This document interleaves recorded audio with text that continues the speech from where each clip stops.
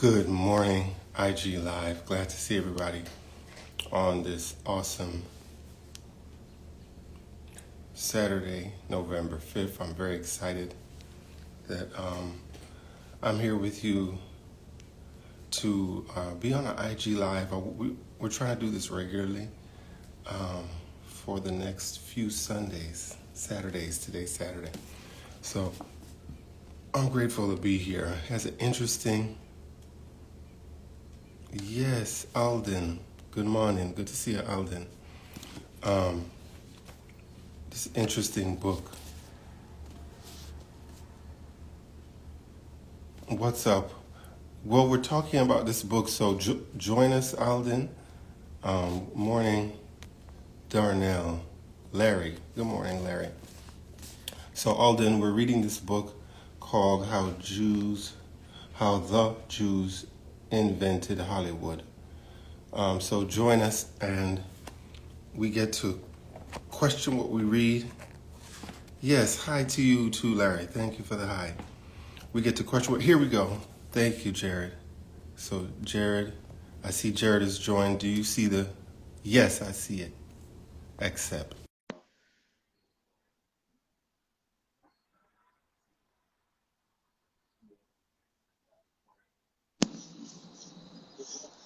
What's up? What's up? What's up?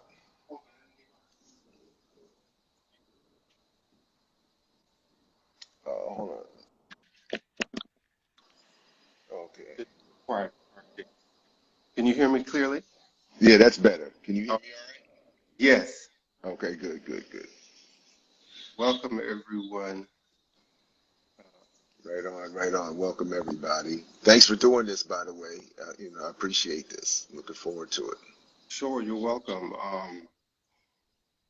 Just especially with the headlines and with uh, so much happening in the influence, I want to really, find out what Neal Gabler says, and this is a learning process for me. So I appreciate the opportunity to talk about it with you. Maybe we could do it in an hour, maybe 2 hours. We'll see. But if you have time limitations, I want. Uh, an hour is easy. I don't think, and I'll have to wait and see if I have to wait for updates from my wife as to if I'm needed sooner. Uh, but at least an hour for sure. Yeah. Great. I'm grateful to do that. So yeah, at least an hour. We're starting with the introduction, just for everybody to know. I'm going to read the back of the book. This is called "An Empire of Their Own: How the Jews Invented Hollywood," uh, published by that Random House. By Neal Gabler. The description on the back of this book says the winner of the 1998 Los Angeles Times Book Award for this wonderful history of the golden age of movie mogul. Chicago Tribune said it's the provocative, original, and richly entertaining biography of a handful of Jewish immigrants who were the moving forces behind the creation of America's motion picture industry.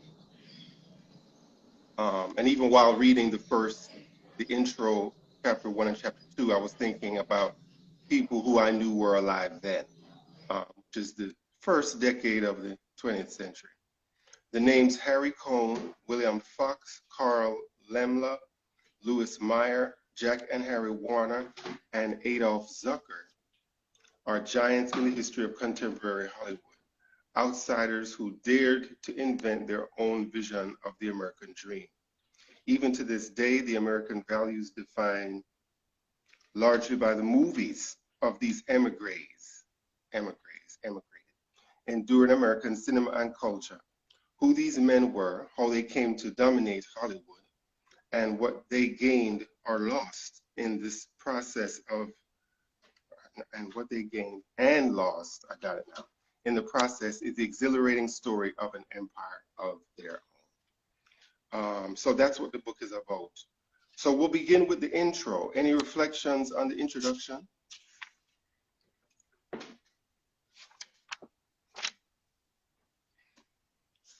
just personal reflections you might have had, and then we'll take it. Let me unmute. Yeah. The short of it is, it's sort of how I think of the entire book and the entire argument. It's a very non-radical. I think it's a very basically liberal conservative review of the history that explains how Hollywood was created, some of the context, some of the background, and gives, I think, a good introduction into why we end up where we end up today, with Jews being, at least percentage of per capita, percentage by population, etc., ensconced in Hollywood and perhaps other areas of society and the economy. But again, it requires some additional analysis, like most things, and to I think make it make sense for all of us. But I think in general, it's sort of a classic, standard liberal conservative introduction to how these Eastern Europeans, as he says, invented Hollywood. And then and the one line that really sticks out to me is the point that is made in the introduction, really throughout, that what we have been taught of collectively as the American dream is an invention of Jews coming out of Eastern Europe, who were themselves trying to create a who were happy to help shape a mythology of a world they were hoping to enter into. And we can go from there to talk about all the contradictions in that. Definitely a world that, what you just said, that they were willing to enter into, coming many of them from Hungary or Germany, these immigrants from Hungary or Germany, and were appealing to images in not their from an image from their country, but from the WASP line, white Anglo-Saxon. That's right. And there, I think what's fascinating is Gabler in the intro pointing out that that was their dream, something that they knew nothing about. It reminded me of Ta-Nehisi Coates' point in We Were 8 Years in Power about how Oprah Winfrey and Bill Cosby promoted values in their work that assumed the strength of the family, the value of the family. But they did not grow up in that nuclear family. Bill Cosby did not grow up with his biological mom and dad, nor did Ms. Winfrey grow up with her biological, but they promoted those in their work, as did the values that these people that Gabler looked at, such as Zukor, who promotes the film Queen Elizabeth. He didn't grow up, recognizing Zukor, Adolf. Start with the Z. Zukor, yeah. I think it's how it's pronounced, but yeah. Promoted, Queen Elizabeth without, growing up with that. But he was, like you said, trying to get into that WASP culture. I mean, Gabler says what for me, because unfortunately I'm using the Kindle version, so I don't know if it exactly matches up. But on in the epigraph on page 7, he quotes High Craft, the screenwriter, as saying they, meaning the Jews of Hollywood, not only believed in the American dream, rather than see it fail, they tried desperately and successfully to manufacture the evidence for its survival and for its existence. And I think that's coming from a screenwriter, a well-written, it's well said that again, like you were pointing out, they weren't trying to bring something from their past over here. They were saying, we're going to help WASPs create a fantasy because we want to be in it. That's the fantasy we want. And that's why, as well, I know we'll get into, like, so many, I mean, again, whether it's the name changes, divorcing their Jewish wives and marrying young Gentiles, not even telling their grandchildren that they're Jews. And some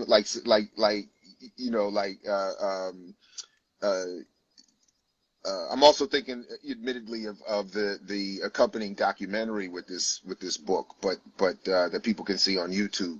But you see the grandchildren being interviewed, and they're saying like they didn't even tell me I was a Jew. Like like one kid is like, I showed up at school and my mother's dropping me off and says, oh, by the way, if somebody asks, you can tell them you're a Jew. If somebody asks you, and they're like, oh, okay, because like because these founders that we're talking about, they didn't want that to be an issue. They're thinking of the pogroms and whatever they were suffering back in Europe, and they're like, I don't want any more of that here. So I want to just hide and help the wasp. Yeah, and the film showed that what they supported. Hmm. What Zukor, Gabler rather, what Gabler says in the intro is that the Hollywood Jew, top of page 3 on my print version, he has this paragraph that starts with the Hollywood Jews. He writes, the Hollywood Jews, at least the first generation that built the industry and formed the core of this book, were a remarkably homogeneous group with remarkably similar childhood experiences. Uh, and one of those, he said, is the absent father that I found interesting. Um, Mm. page 4, the paragraph that begins with one hesitates. Um, the sons launched a war against their own past, a patricide, one could say, against everything their fathers represented. To escape their father's fate meant escaping the past, European roots, the language, the accents, the customs, and the religion. And then Zukor, who um, people say he had the Hungarian accent that sounded like he came from a fur bench, you know, and he was associated with like almost like a pugilist, the way he's described, a fighter who could not speak the best English, but was um, masterminding how to make money from moving pictures. This part here, and I wrote the word Scorpio because we're doing this book discussion in Scorpio season. Gabler writes, America was the baptism to cleanse and renew for these filmmakers from Europe to create new visions. Like you said, these are just key points I'm throwing out. No, Okay. let me add one. Let me Yeah, add one go ahead. from where Gabler writes, the Hollywood Jews embarked on an assimilation so ruthless and complete that they cut their lives to the pattern of American respectability as they interpreted it. I mean, I mean, I do like the way, I mean, I like that. I like how he lays this out. And earlier, they're talking about how, thinking of my other focus on an interest on the history of propaganda in particular, it was understood from the beginning, and he even writes it that way, that, let's see, as he says, and for me it's page 8, but the real tragedy, however, was certainly the Jews. Their dominance became target, meaning the Jews suffered. Well, let me back up just a little bit to make that make sense a little bit, because he's talking about the amount of Jews involved in early 20th century Hollywood. And he's saying, so he goes through he's saying the most powerful talent agencies were run by Jews. Jewish lawyers transacted most of the industry's business, and Jewish doctors ministered to the industry's sick. Above all, Jews produced the movies. Of 85 names engaged in production, a 1936 study noted 53 are Jews, and the Jewish advantage holds in prestige as well as numbers, all of which led F. Scott Fitzgerald to characterize Hollywood carpingly as a Jewish holiday, a Gentile's tragedy. Gabler continues, the real tragedy, however, was certainly the Jews, that it wasn't the Gentile tragedy, but the Jews. Their dominance became a target for a wave after wave of vicious anti-Semites, from fire and brimstone evangelicals in the teens and early 20s who demanded the movie's liberation from the hands of the devil, and 500 Christian Jews, to red baiters in the 40s for whom Judaism was really a variety of communism. And the movies, their chief form of propaganda. The sum of the anti-Semitic demonology was that the Jews, by design or sheer ignorance, had used the movies to undermine traditional American values. So what that for me does, I think, in Gabler, it sets up, again, I think, a very standard liberal conservative approach to understanding the situation that we're even in today. Right. That So many that so much more players that we don't know about. But you're right. Yeah, continue. but that the way I simplify it is, Jews, in an attempt to escape European a history of antagonism in Europe, were so desperate to support WASPs that they allowed themselves to be set up, and in many ways happily became that intermediary that would allow them to present. Because again, even in the documentary, they talk about it this way, where Jews become the intermediaries who can present black culture to white audiences, who That's would what be more willing. the secret relationship between blacks and Jews, the so-called controversial book Tony Martin was believed to help to write. Yeah, Right, they were but after the Civil War, particularly after the Civil War. right. But my point is that Jews even acknowledge that. I mean, Jews will acknowledge that and then it allows them, as Gabler is pointing out here, to become, when necessary, they become the focus and not the WASPs or any form of the power structure that exists. So that when there's a communist threat, it's the Jews in Hollywood that are the problem. Okay. When there's a problem with anti-black imagery, it's the Jews that did that. And then the WASPs can sit back, because as we'll get to them, I know, because the book talks a lot about it. WASPs were like, we don't want to play in this dirty playground of savages and low culture, so we're happy to have you do that. And then when the state and intelligence agencies need Hollywood to produce a form of political art, the Jews in Hollywood happily comply. And then when there's a need to blame Jews in Hollywood for having done whatever they did, there they are. So it's anyway. Yes, I hear you. Yeah. I did want, from that paragraph you read, I wanted to suggest to the reader, to the viewer here, he should have put quotes like when you read that sentence that said, the fire from fire and brimstone evangelicals in the teens and early 20s who demanded the movie's liberation from the hands of the devil. And then he puts the hands of the devil and 500 unchristian Jews to red Right. bait. He does not put quotes around the word red baiters, and I think they belong there. When I think about what happened to Claudia Jones, when I think about what happened to Hazel Scott, when I think about what That's a happened good point. to Canada Lee, like, who says these people are red baiters? All they're doing is talking about the politics of another country outside the United States. But as we learn from McCarthyism, from Ruby Dee, from those persecuted by HUAC, that brush was very broad. The dragnet was wide, unnecessarily huge. If you even thought that you're associated with somebody pink, they called it, or fellow, Ruby Dee called not even red, but pink or fellow, your career was done. And about seeing so many people die.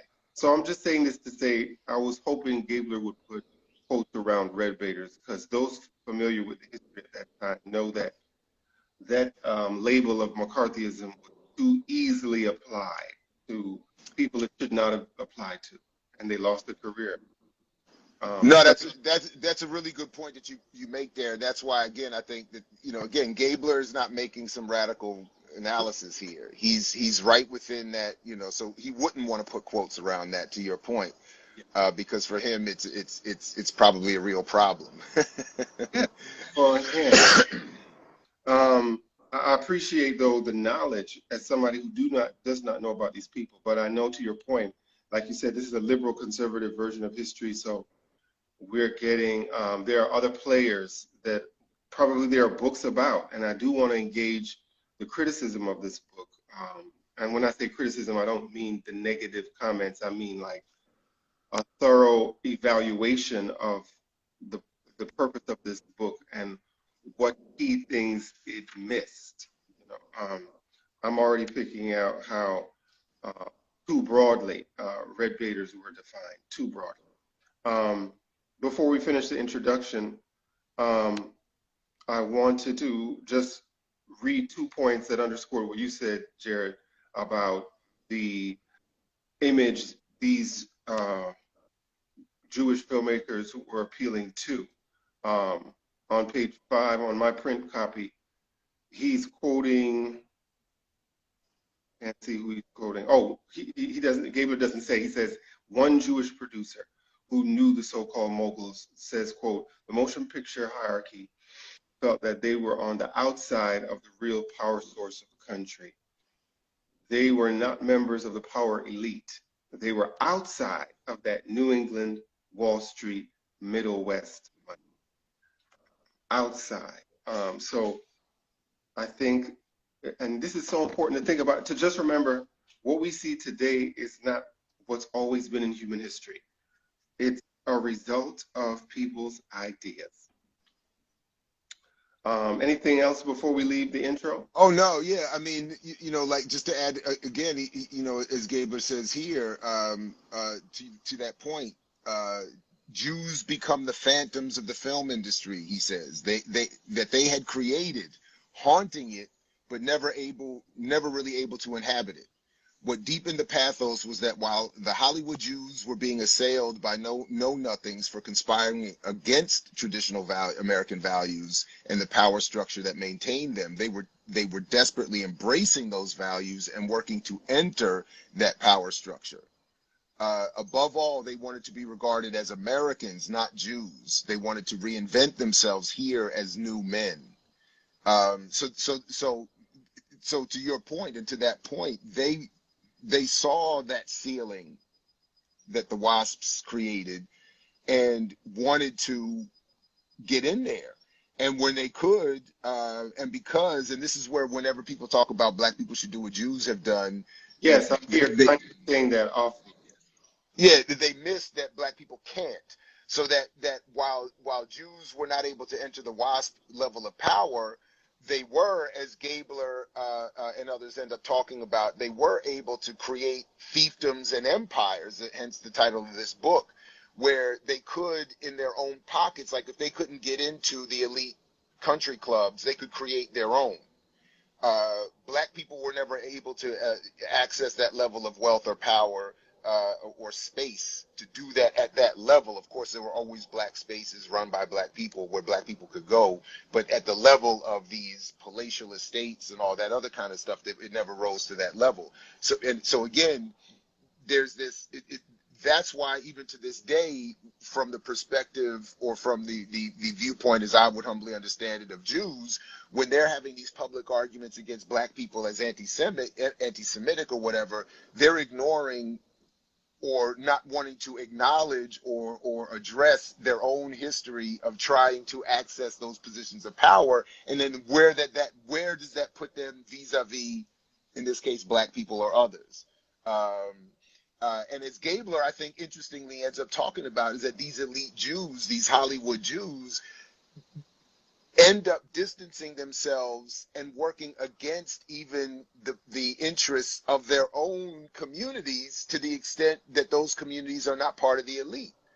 And that's why, again, hence the name changes, the political siding up with WASP power structure, all that kind of stuff, the changing of names, the writing of Christmas songs, all of that kind of, like, all of that. It's a Wonderful Life. Well, that was all of that.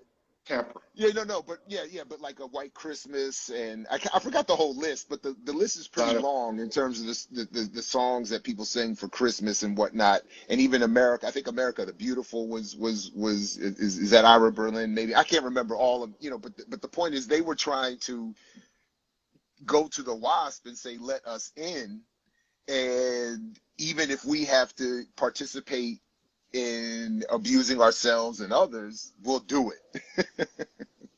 Anyway. We'll do it. It is an assimilation project. Let me see. Now, leaving Because seriously, I'm sorry, just one last thing, because like when that point about when you want to become an American, what does it mean to be an American? And in this case, to be a white American means you are anti-black, you are pro-capitalist, you are Zionist, you are an imperial. Like that's really what it means. So that desire, which we can start to analyze and understand, is at least intellectually, like you're escaping the horrors of Europe.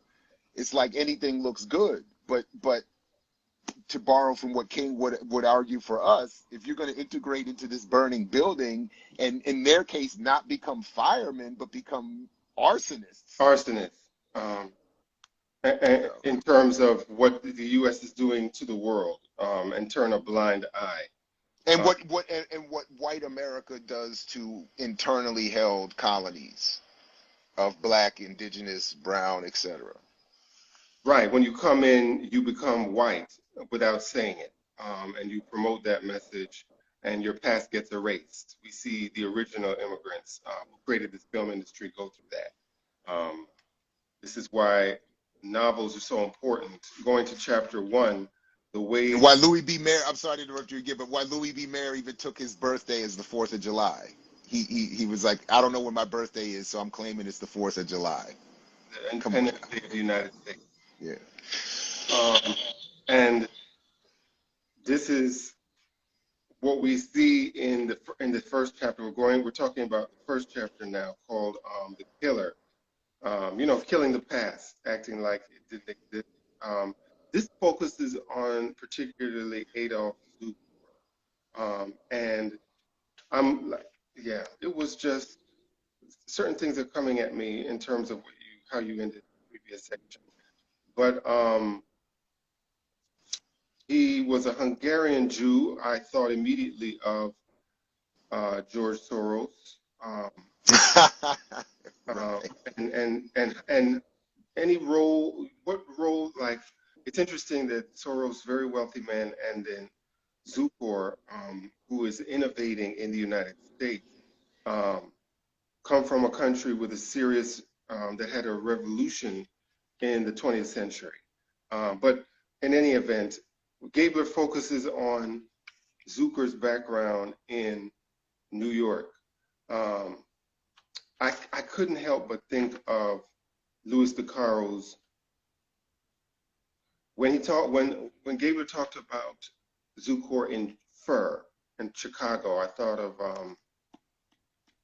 the founder of Chicago, but I also thought of John Brown, who before he made that fateful passage to Virginia, Harper's Ferry, sold sheep wool. And I said, wow, the selling of fabric. I'm just, because this is how people made a living. What were the big industries at the turn of the 20th century? And for Zukor, it was fur. Page 15 in the first chapter, his friend, Zukor's friend, insisted there was a better opportunity in Chicago than in New York for novelty fur items like scarves, capes, and hats. So Zukor, with no deeper commitments to New York than he had had in Hungary, decided to stay and form a partnership. The next season, Zukor's novelty fur company expanded to 25 men and opened a branch in Peoria, some 125 miles southwest of Chicago. That year, they each cleared 8,000. So before Zukor even, chooses to invest in something like a moving picture, he is able in this industry. Teddy Roosevelt, winning the War of the West, came out with a book. They're expanding, going from the Louisiana Territory by now to the West Coast at this turn of the century. And Zukor capitalizes off fur. Any other reflections in this first chapter? Yeah, a couple. I mean, again, what I like about what Gabler does, again, it is not a radical analysis. I want to keep pointing that out. But what Gabler does do is he does kind of frame, I think importantly, some of the outlines of the context. That is, the time he does talk about, Gabler talks about the timing that all of this is occurring, as you sort of alluded to, whether it's the expansion of the United States, it's these moments in between wars, it's moments where the WASP elite are telling the country and Jews as well that they, like, again, you all can't be where we are, but you can have this little theater, you can have this little vaudeville, you can run around and do this little garment industry, you can have all of this low level stuff that we don't want to be bothered with, and that the WASP elite saw as beneath them, and again low class, and because of that, this little room, where Jews who are not per se welcomed into the power structure are not as oppressed again as certainly Africans and other groups of people. So that there's this little room where they can get into some of these industries. They can, and as Gabler talks about, turn their knowledge of production of garments into production of film, sort of the mass production manufacturing, they brought that sort of ethic into into that process. So that's, anyway, that's, and again, when Gabler's describing, I think earlier in the book, he in one of my notes I see here, he's talking about the Jews having a pathological desire to embrace America, and all, like, there's this, again, they're coming out of shtetls and ghettos and poor neighborhoods, and they're saying, even as we're starting off at the bottom here or in a lower class here, there's all this opportunity in this America, and there's all this we gotta, like, we gotta make it work, we gotta clean up our accents, clean up our behavior, we gotta become white, we gotta do all this, like, so yeah, so there is this room, and so there is, and you read that Gabler talks about this tension between members, for instance, of Zukor and other families who are Orthodox Jews and rabbinical scholars and who really care about their Judaism. And then these folks who are like, I'm not really caring too much about that so much. I'm trying to in fact, get away from that and really get into this American thing. And so there's this interesting tension again, that really still exists in Jewish society in all communities, but in terms of today's discussion is never allowed to be, or never part of the context when people really want to have, or want to bring up any of these issues that exist between Jews, their place, their relationship to other communities, et cetera, and so forth. So In the anyway. first chapter, he later talks about meeting Morris Cohn, who invests in him, and the two of them make peep shows. And I'm thinking the content of these shows that Zukor began to make. This is at the bottom of 17 for me in my print version. Zukor not only gave Goldstein the money, who he approached Zukor for a loan. But Zukor also visited the arcade. He ran an arcade. This is early, yeah. Within a short time, convinced Cohn that Goldstein and him should set up one of their own on 14th Street, which at the time was New York's Tenderloin, crammed with dance halls, saloons, and arcades, teeming with immigrants looking for inexpensive thrills. Partners rented a deserted restaurant, ripped out the seats, and installed over 100 peak machines. Uh, and then something called automatic vaudeville. Its success astonished its owners. It took in between $500 and $700 each day, and more than $100,000 in the first year. It is also an interesting entertainment culture, I want to say, that I'm seeing already through the arcade. By the year's end, 1903, with so much of their attention now focused on automatic vaudeville, Cohn and Zukor, not surprisingly, decided to liquidate their fur business. Uh, Welcome to so many people joining us. Thank you. They decided to liquidate their fur business and concentrate exclusively on their arcade. This is now when they see the arcade is making money in New York, according to Gabler. Um, then he talks about Lowe, Loew. Before I get to Lowe, any response to that part about? Yeah, just quickly, just little bits that I just think are fascinating to add. And forgive me if any of the planes or whatever is making too much noise. I can't tell.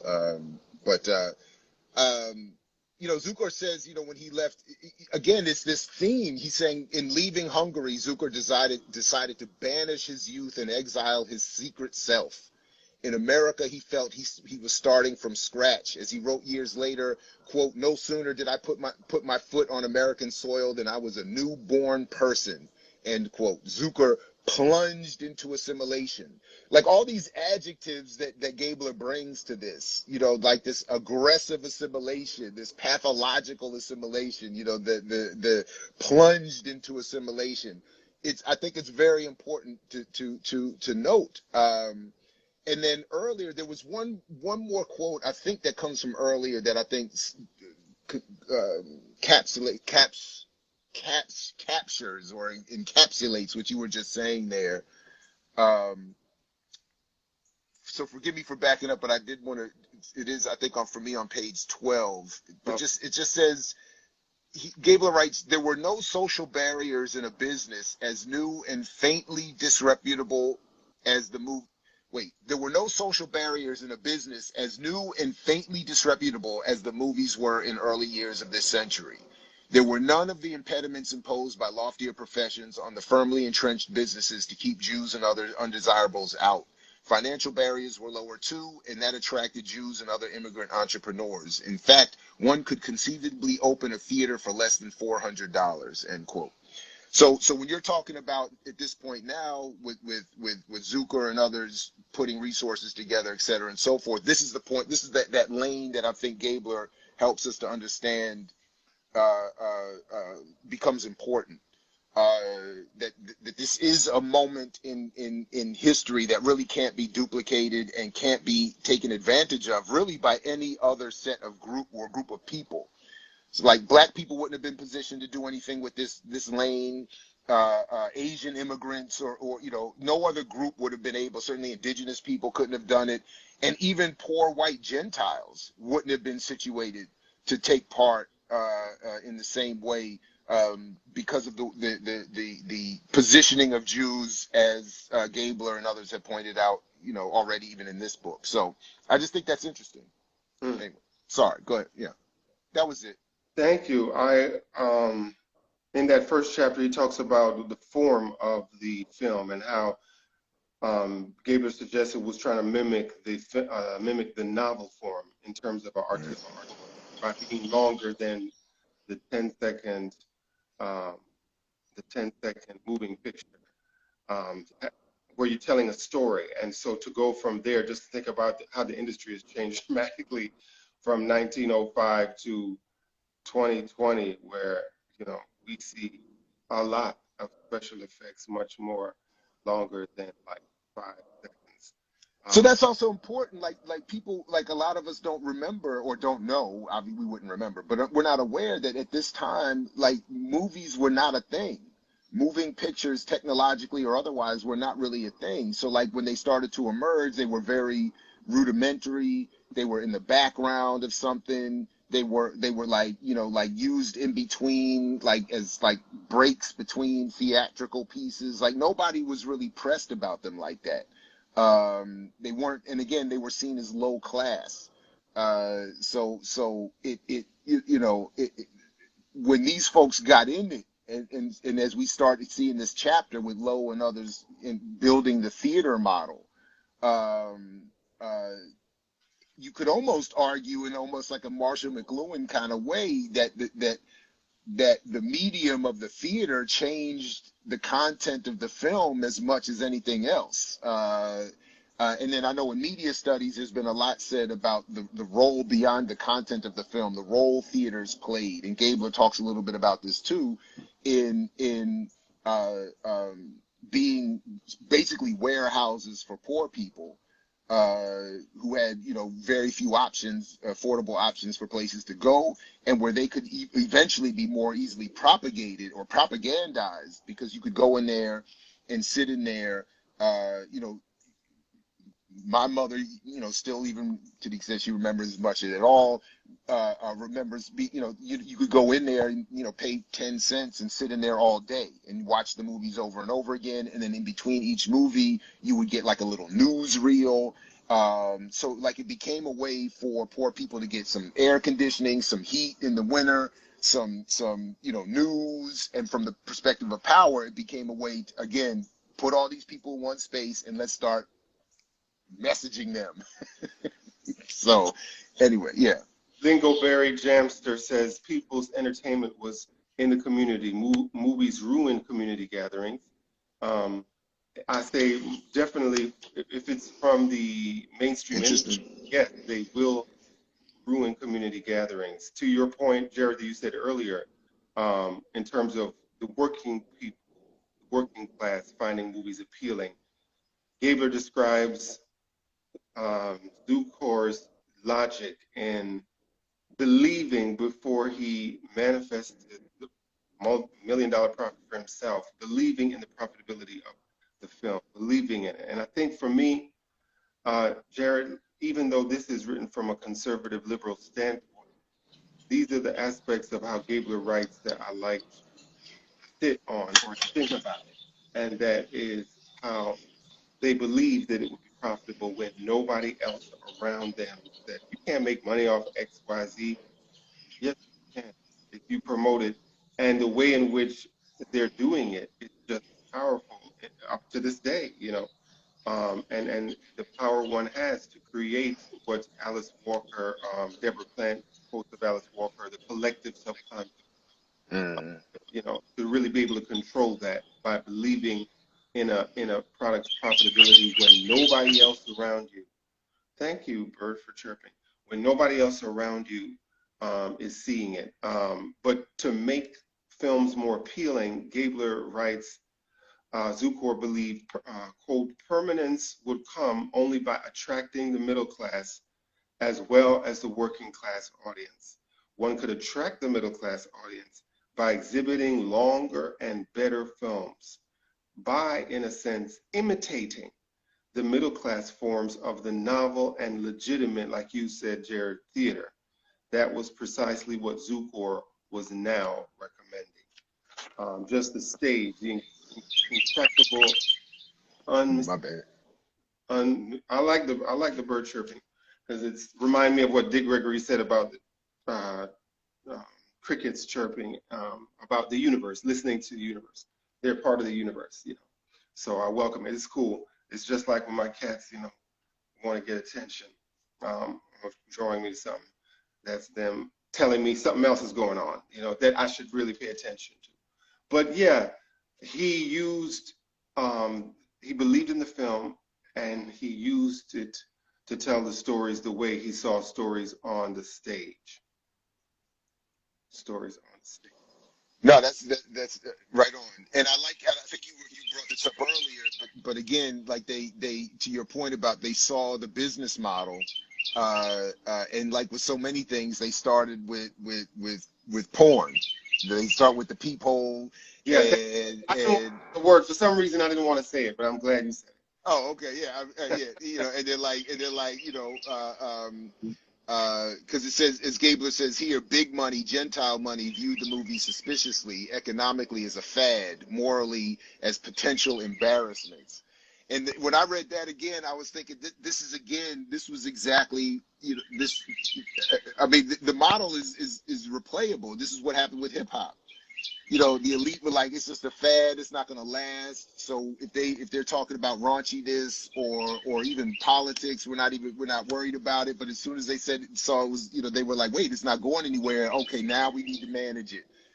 Now we need to, even to your point, we need to start to figure out a way to get the middle class in, tell a little bit of a better story, get more of that money. We're never going to get maybe that supreme elite, but that middle class is where all that money's going to come. So we need to start telling middle class acceptable stories and promoting middle class acceptable stories, which is again where the conflict comes.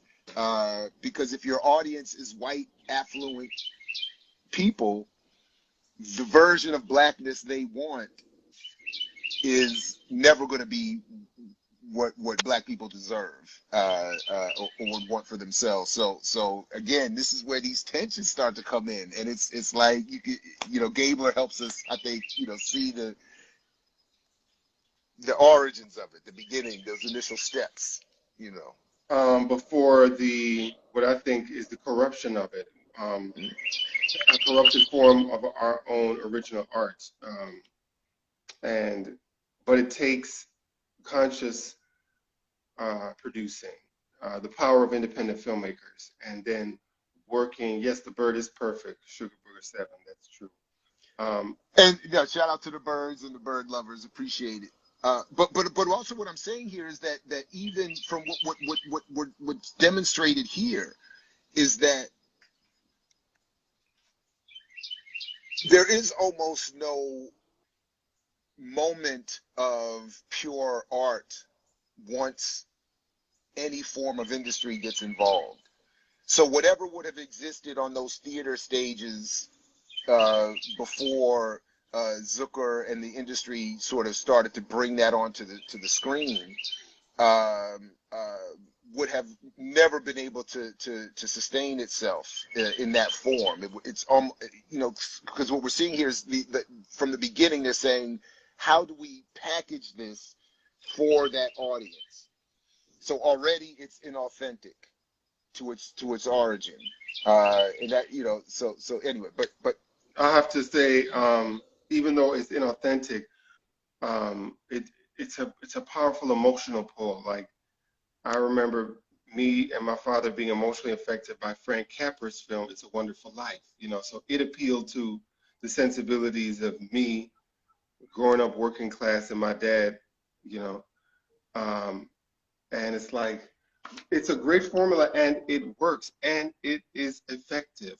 Around this time, I'm also anticipating the work of Oscar Michaud, who is more or less outside the sphere. He doesn't start producing until the late 20s, decades after we're reading now, but I'm anticipating how he's functioning and thinking about his work in this milieu, growing up watching works definitely from Zukor and the industry of Zukor and Low.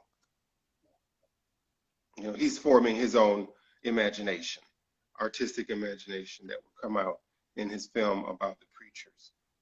I'm just looking at the last points of this first chapter. Part of the skepticism you mentioned, Jared, is because of the huge depression the country went through in 1907. Among those who remain unconvinced about the prospects was Lowe himself. And as soon as I see Lowe, I always think of the theater my mom and dad would drive when every weekend we would drive from White Plains to Brooklyn to see my grandma. And we would I forget which parkway it is, but I know it was just before getting to the Whitestone Bridge traveling south to Brooklyn. We would pass a movie theater, Loew. I always remember that as a little boy. It up until I don't know where it is today, but up until not too long ago, it was one of the biggest chains in the country. The Lowe's Theater chain was one of the biggest chains in the country, and it was skeptical. Yeah, and what Gabler is showing here is how Lowe created that theater system, where it was like, I'm not gonna worry so much about the film production part of the process, or the making part of the process, or the art part of the process. I'm gonna get involved at the point of distribution or display. And that's what I also think is also interesting to remember and point out is that, and this is sort of to my broader point, all told, in what year was it when Michael Moore's Fahrenheit 9/11 film came out? George Bush Sr. and his then connection to what's that group? that owns everything in the military industrial complex. Oh my God, the somebody in the chat will know. I think it'd be but that group, Carlisle the Group. Carlisle Group bought the Lowe's theater chain so Oh, that they could block the distribution of Michael Moore's film. So that was you know, 2004. 2004, yeah. So again, I don't know the state of the chain now, but I always like to remember that point that and this is sort of what I'm getting at, that you could say Jews run this and that, but at the point of the political need, here comes the Bush boys, them Wasps, them Carlisle boys, and Oh, they come in and they set. They're like, okay, we're pulling. Michael Moore may be able to. We're going to remind you what this theater system is ultimately, and all the cultural industries are meant to be here for, and they're here to perform a certain function of settler colonialism of U.S. empire, whatever. So we'll let you run it for us, but when we need it, it's a wrap. But anyway, yeah, Know how to maneuver the industry so that your ownership will be lost. You know, that was the message that was sent. Just almost finishing this first chapter, buying famous players. Gabler talks about Zukor buying the famous players because he saw, again, the connection between stage and this new. He understood and had his handlers, because I know Zukor had his handlers, and if we're not going to learn about the handlers, we're going to learn about Zukor, and as if the handlers' ideas or his employees' ideas were his. But still, I appreciate the industrial history, how these industries grew. But he talks about, but Gabler talks about, like, look again, some of these adjectives that are used in reference to Zukor, dogmatic, megalomania, this love, this desire for security. I mean, like there's a the way I was describing it to my students, in fact, what's today? On Thursday, in fact, I was trying to, the way I even think about it is, it's like, if you're in a room and something happens, like an emergency, a fire, or something pops off or whatever, people start to break for the door. And in that immediate moment, when you're running for the door, a lot of us are not necessarily thinking about the accuracy of our steps, even necessarily what direction we're running in. We're knocking stuff over, we're stepping over things, we're pushing,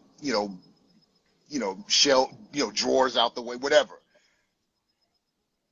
And in my mind, that's how I conceive of Jews in Hollywood behaving. Really, Jews everywhere, but Jews in Hollywood behaving. That particularly the elite, conservative, aspiring Jews are saying, subconsciously even,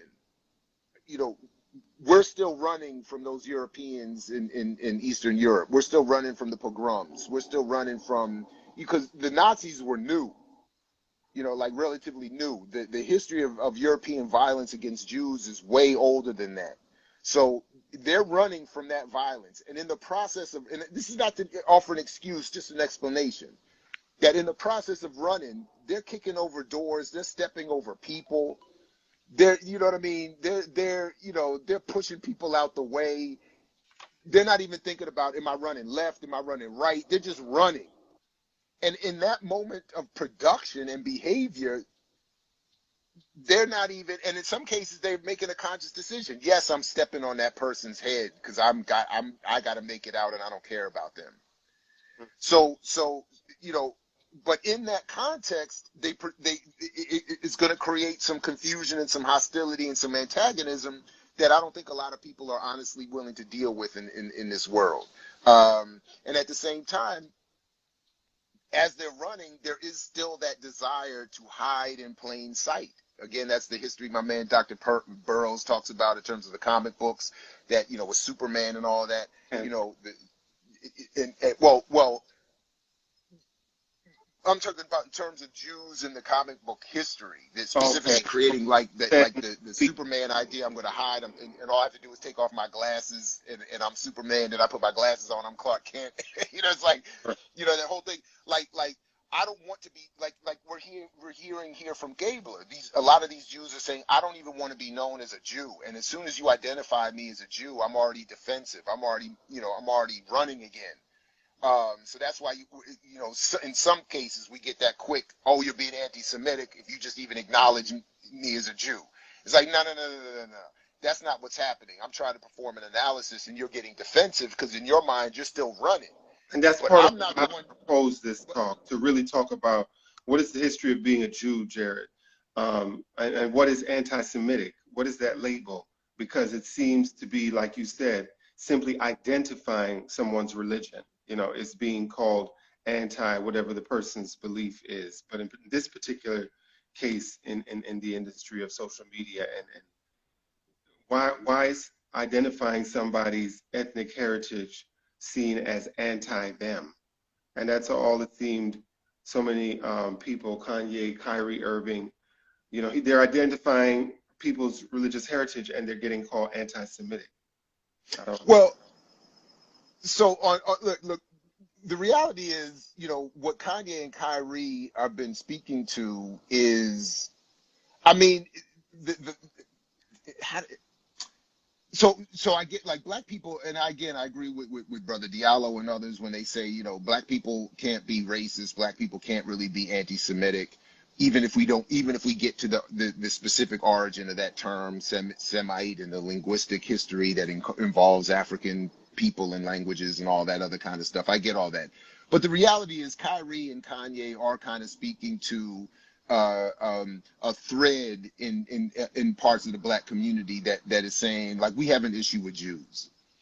And part of that baseline issue, I think, is born out of the mythology of the religious history, the conflict of Jesus was killed by a Jew. I think that's part of the baseline. But then part of it really is when black people intersect with Jews in this society, it's often in this antagonistic, hostile relationship of boss, employee, master, slave. It's not on the basis of equality. And that's where, so what I'm interested in, why I'm happy to have this, I'm glad you invited this conversation Yeah. and this reading, is because we don't ever get to an honest assessment of how did Jews end up where they are, how did black people end up where they are, And and that's why all does this conflict exist? right. So when Kanye and Kyrie are calling them out, they are saying, like, I have a problem with Jews, but but why they're saying that is never allowed to be discussed. And then Jews, whether we know it's coming from the pro-Zionist defense of Israel, where we know as part of a policy, um, it's been described as a tactic to deflect criticism of Zionism in Israel with claims of anti-Semitism. We know a minor version of that exists, fronted and led by forces like the ADL and other conservative Jewish organizations that want merely to deflect any criticism as anti-Semitism so that nobody can hold up what these very conservative Zionist imperialist entities are doing, with any, so some of it is a disingenuous, you're being anti-Semitic because we don't want to be called out at all. But then there is this other unconscious thread of Jews are still running from those Europeans. And when they hear any specific reference to them, they feel like they're being called out. And what Jews know better than many other Europeans, at least, is that when they get called out, white folks get violent. And that's what they're afraid of. And that's why even the other day, and I was critical Even of this, and I'll though stop they here. has the wealth to protect themselves and have the police protect them. So it's not the kind of violence in the time of a Zukor. Well, first of all, no, there's never been a moment where Jews have been threatened by black people. So but they're not, when Kyrie or Kanye or anyone else says something, the non the the unconscious response of most Jews is to reflect back to that European history. And they're like, when we're called out, white folks become violent against us. So even if black people are calling us out, we have to respond with criticism. The conscious conservative Jew says, oh no, we're going to use this to say, oh no, they're being anti-Semitic. We need to, so that there can never be any honest assessment of, again, why are black people and Jews in these positions, and why do some feel the way they feel about one another? And it's just easier to say Kanye and Kyrie are anti-Semitic than it is to raise questions about, well, where are even the origins of these ideas about Jews running Hollywood and the economy and all this? Where does that come from? Why would certain people feel that way? Why do black people feel, in many cases, or certain cases, in some cases, a level of hostility when it comes to Jews? Why is that? As opposed to just, and rather than just saying, or rather than really investigating it, you know, the conservatives, the ADL, and all of them will just say, oh, they're anti-Semitic and they're helping the rise of the new anti-Semitism. Using that And that's what, very loosely. so even, and I'll stop here, but that's why, you know, like when I was even critical the other day of Jordan Chariton on Status Quo, who I think does a lot of good work in grassroots journalism, but Yes. his commentary on Kanye is he's connected to and helping aid the rise of the white right. And my point is, that's that unconscious, I'm terrified of the white folks who have actually harmed me. Absolutely. And now, but to connect them to what Kanye or Kyrie is saying is absurd. It's just absurd. What And it you're doesn't help us. It does not help us. I've not seen one principled criticism of what Kanye West said. All the criticism of him, Jason Lee, Mark Lamont Hill, Tariq Nasheed, all of them are preaching doom and gloom. And and it's sad to watch, because it's like, why aren't you learning how to think for yourself? Stop following Harvey Levin's paradigm. You know, there are other paradigms in life that you can follow other than, you know, it brings me back to everything I uh, learned about the United States up to the Civil War, the very, very vibrant free black, enslaved black debate that Kanye brought up with the slavery is a choice comment. It was not an incorrect thing. Being a very talented artist, having to deal with these corporate music companies, slavery is a choice for them. It's a choice. That's what he was referring to. So he was accurate. But it's also related to the experience of free black people in the United States seeing, very tragically, his black fellow brother, you know, choosing to side with the enslaver. That's a very real dynamic. It's not mentally ill to talk about it. It's relevant. It's definitely um, a question of self-awareness for the black individual, what Kanye. But, you know, what you said also reminded me of the private ownership nature, Jared, of the NBA, where one day the owner could wake up and say, you're being offensive to my cultural group, so I'm firing you. And that reminded me of Tony Martin's point in Race First, where he said Garvey told his audience one day, Con Edison could take the lights at any time. Con Edison, I know, is the power company in New York. They have no reason. They could wake up one morning and say, oh, we're not giving it to you because we feel like it. And so he taught the essential importance of ownership. Ownership. Learn ownership. Learn the game of owning your own. Learn the game of owning your own so you don't have to depend on anybody else. Self-reliance. The first key of what one of the three principles that Tony Martin writes Marcus Garvey taught. It's nationhood, race first, but the third is self-reliance. Do not rely on Con Edison. Do not rely on the Stearns for your income. Do not rely on what your God-given ability, and do not rely on anything but your God-given ability to do what you're supposed to do, and you will be provided for. Because at any day, the owner of somebody from a different culture can wake up one day and say, oh, you're offending my culture, you're fired. And you have no recourse. So it's a little difficult for me to see Kanye, Kyrie go through these experiences of having no recourse because somebody from a different culture of theirs woke up one day and said, "Oh, you offended me, so now I'm firing you," or "I want you to do X, Y, Z, A, B, C to keep your job." Demean yourself to keep your job. So that's why, to your point, knowing how these things became these things is important. And that's the whole point of this discussion. How did, the Jews, and the Jews is that's a whole other conversation. But I'm gonna go with Gabler and go with his title. How did the Jews invent Hollywood? Finishing up the first chapter. Just quickly, can I just say very quickly Yes. that having read some time ago Martin's work, The Jewish Onslaught, and on this issue in particular, and elsewhere, and others, and having followed that controversy at the time, even, this is in part what I'm trying to like. So I don't agree with necessarily what Kanye and Kyrie are saying, and I don't think that they have a grasp of the history and an understanding. But to your point, I don't think that they deserve the response that they're getting. And really, my point is, we're not critical enough of why they're being asked or invited or platformed or positioned to comment on these things, when what brought them to prominence was not these issues or an expertise in these areas, and that's where I think that Jews and others are not being honest enough in enough of these conversations to ask, well, again, there was no condemnation of their behavior when they maybe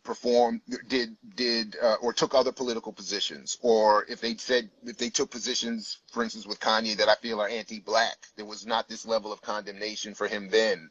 And then, but really, even more importantly, there has been no honest attempt to invite a discussion of, for instance, the work of Tony Martin or others. There's been no honest. So if Tony Martin, like you don't want to hear from Kanye or Kyrie, but you didn't want to hear from Tony Martin either. You don't want to hear from people who would have my perspective either. True life. So even if I or others might have a disagreement, I don't remember exactly, but I'm just saying, even if I had a disagreement with something from Tony Martin, Right. The point should be, where is the sustained, serious conversation and investigation of his work? Where, right. or related discussion? Like, we don't have it. So and then I'll stop here. But even where the conversation of Black and Jewish history is maintained in that liberal conservative range, they don't do that either. There's no sustained discussion of that either. There's no sustained discussion of even Gabler's work. No. Which as we'll continue to look over the next few weeks, is not some revolutionary. God knows I'm gonna look for really, because this was written in '93 or something. Somebody wrote something good. I'll be sad to discover, Jared, what you said, that nobody's, because we have we have a wealth of knowledge. An embarrassment of riches is what I want to say. We have an embarrassment of riches. But I'm saying, it doesn't require some investigation. We know there's been no sustained, because whenever none of you pick yours, I pick mine, whoever's watching this can pick theirs. Whatever your favorite media outlet has been over the last 20 or 30 years, where is the discussion of any of this? Whether it's a Black platform, a white platform, or whoever platform, nobody's doing this. Jews aren't doing this. Nobody's doing, there's no sustained discussion in these spaces, so that whenever if Tony Martin comes out with his work that is more substantive and researched and expert, nobody wants to hear it.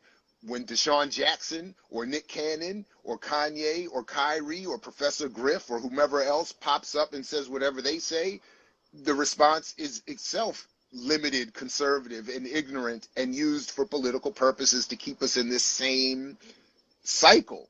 By the mainstream social media outlets, by the mainstream, I believe. All of them. That's what I'm saying. That's independent ones. This book talk can be a call for independence.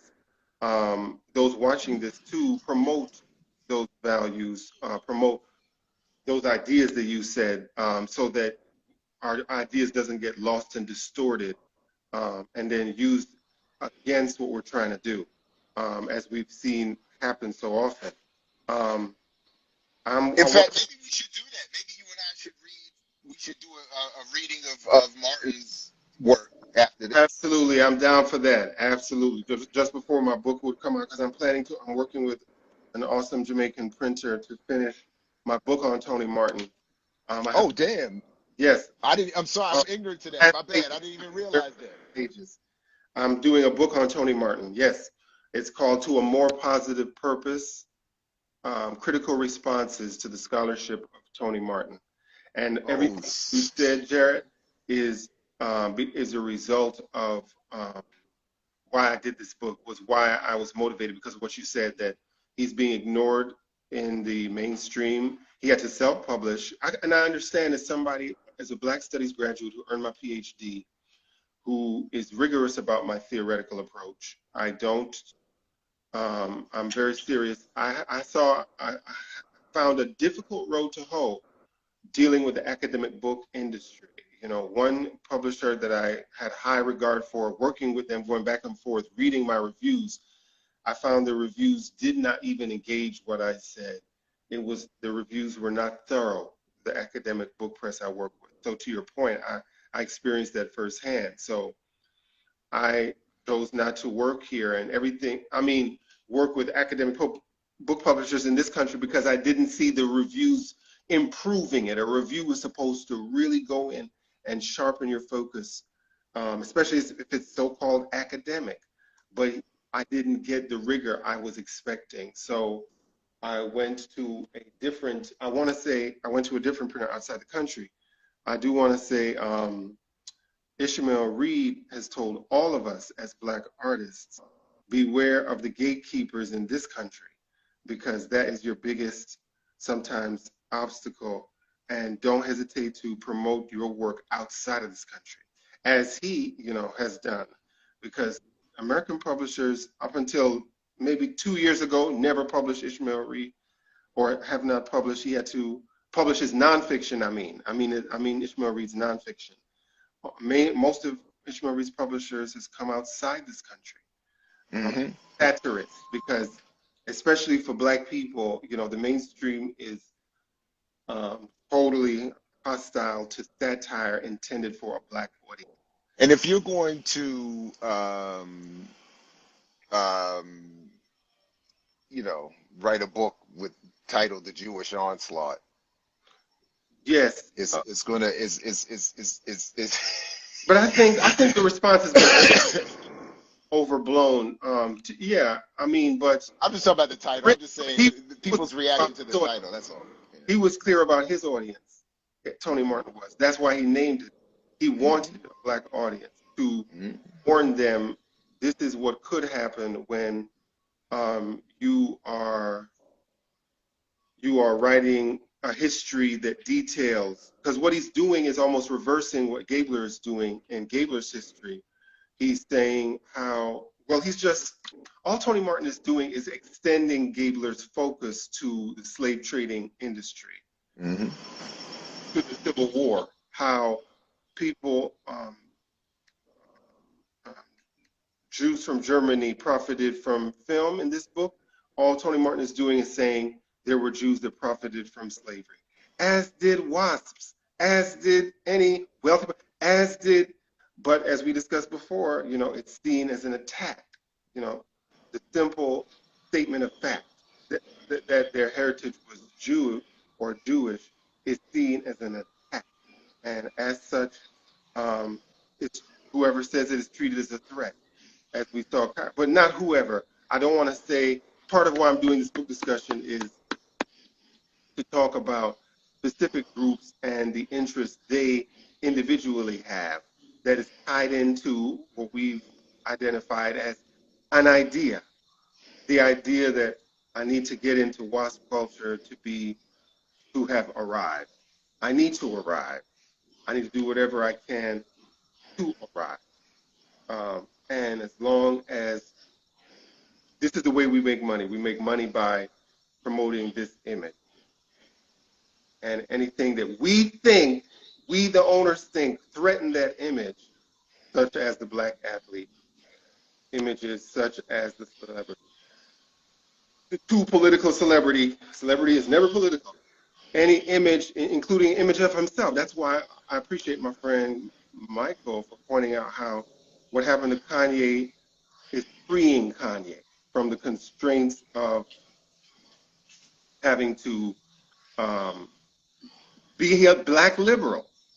It freed him from the constraints of the liberal straitjacket, where you have to completely turn a blind eye to how your people are living. Yeah, but I don't see it that way because I don't think that has ever really been Kanye's concern. So that's why, like on the flip side of this, I don't want to give Kanye undue credit for raising the red, black, and green flag for African people's freedom. I didn't even notice. No, I'm saying he didn't. I'm saying like there is an ongoing attempt among segments of the black community to defend Kanye as a hero when I don't think he deserves that either. I think we just need to be able to step back and offer up an honest analysis of why he's reaching the conclusions he's reaching and saying the things he's saying and being invited to say them and what the impact of those comments are, how they're being used. But Kanye wasn't he wasn't offering these comments, I think. It's the same thing that was happening before. His interest, his desires, he has said openly even before this controversy. I mean, I remember I watched the drink champs he was on before all of this happened, 2 visits ago, I guess, where he said very clearly his whole discussion was, I'm a genius, I'm a leader, I'm a billionaire, I'm trying to be with Bezos and Elon Musk. I'm trying to learn from them. I'm trying to, his whole focus is, and none of it was so I can help black people, so I can do this, that, and the third. It was so that he could, in his own sort of megalomania, be seen as the leader of the world. It wasn't, so, and what I think he's expressing is his own individual,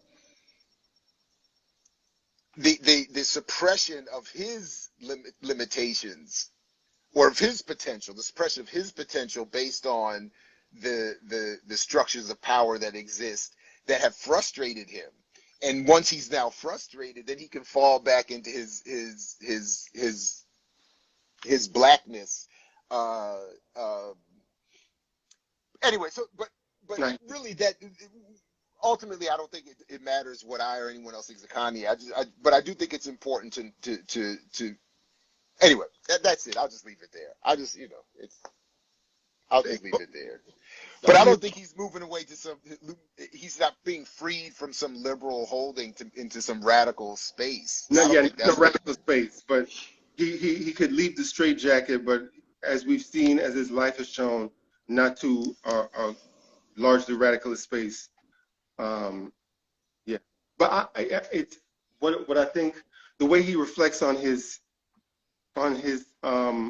history is profound to me. The way he understands how his mother moved him from his father, his attempt.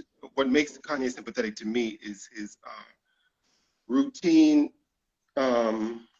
attempt to correct in his own life the image of the father that he seems to be missing in an interestingly similar way to the producers here. And then the sympathy he has for his father publicly.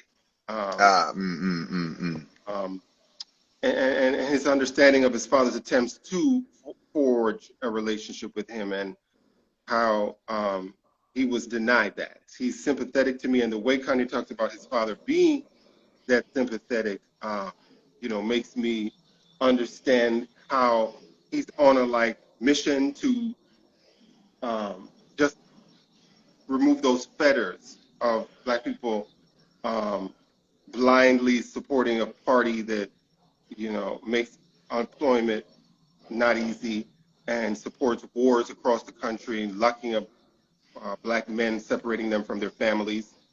Those things is what, for me, Kanye's words highlights. No, he's not a hero. No, he's not trying to radical. No, he's not. But his very self-aware talk of his history and his father's attempt to maintain a relationship with him makes him, for me, sympathetic. Did you have any more reflections on the first before we finish with the second chapter? Oh wait, are we doing the second chapter today? Yes, I was Okay, planning all to. right. Okay, yeah. So I did read it, but I think I'm starting to run out of time. That's Oh, okay. but so So we can let me just table the second chapter discussion to next week, Saturday. And I want to encourage listeners, join us. We're going to read 2, 3. I was hoping to read 2, 3, and 4. Can we say for next week 3 or 4? We read up to chapter 3 or up to the end of chapter 4. yeah. I mean I've already read and reread, so I'm good. Oh, But okay. I'm just my only issue today was how much time, and I don't want to rush through the second chapter. So Oh, if we could, I would rather, and I'll try to be better with the time next week. But in my mind, I thought we were stopping at the intro in chapter 1 today. That's my fault. My fault. okay. Yeah, that's no Um, problem. So we'll but I do. did want to just quickly, again, this chapter is really good in reminding again of some of that attitude and the ethic of Zukor and others in wanting to move away from their Judaism, move away from their European past and into this new Americanism, and this I mean, and that corporate attitude that you see, like he's saying, I'm not going to pay you based on you being my son. I'm going to pay you based on your talents. He told his kid, he's like, you know, uh, um, later I have it marked here that uh, I don't know if this is Zukor, but the point was I think visiting. Yeah, Zucker announced that he was happy to quote show the industry's patriotism and to prove beyond all question its worth to the government as well as to the people of the United States, as if these had been at issue. The Jews mobilized the entire industry. Lasky and DeMille, now headquartered in California, even performed in other words, when the government said we need, I believe this is World War II propaganda, or World War I, I'm sorry, propaganda. They were like, yeah, no problem, we got you. We're happy to help with that. And this is sort of the point I was raising earlier. Anyway, I just thought that this chapter does a good job of like here it says Otto, who was Khan. Otto's I recognize him from Paul Robeson. He was one of the early producers. Khan, right? Yeah, Otto Khan of Paul Robeson's work. All God's Children Got Hands. He produced that, and to know right. that he gave Zukor money, um, to start was wow. Okay, And yes. it says here, Gabler says here, speaking of Otto Kahn and Zukor, they too were lapsed Jews, desperate to assimilate though they were rather more ruthless about it than Zukor. Otto expunged his Judaism altogether and became an Episcopalian. Um, so they talked about here being aware of not only of that, but the vast importance, as he says here, and potentialities of the movie as an industry, as a social influence, and as art. So they were aware of what they were trying to do for themselves, what they were trying to perform for the WASPs and for white America. Um, and this handful, and again, it's not all Jews, it's not every Jew. In fact, most Jews were not involved with this and were not benefiting even from this financially, at least. But this handful of Jews were able to take advantage of this moment in American history and world history and put themselves in position to, from my black perspective, set themselves up in opposition, unfortunately. Uh, um, and even as a radical, set themselves up in opposition to those of us who want to, make this world something better. Um, and that's how I see the nature of the antagonisms that we still struggle around today. The opposing, particularly. Um, I'm sorry, even to your point though, but look at how he ends this chapter, talking about Zucker. Gabler says he had triumphed over class prejudice against the movies, but he had triumphed over his competitors. He had triumphed over class prejudice against the movies, but most of all, he triumphed over the embittered orphan from Hungary. Most of all, he had triumphed over himself. I think that's a.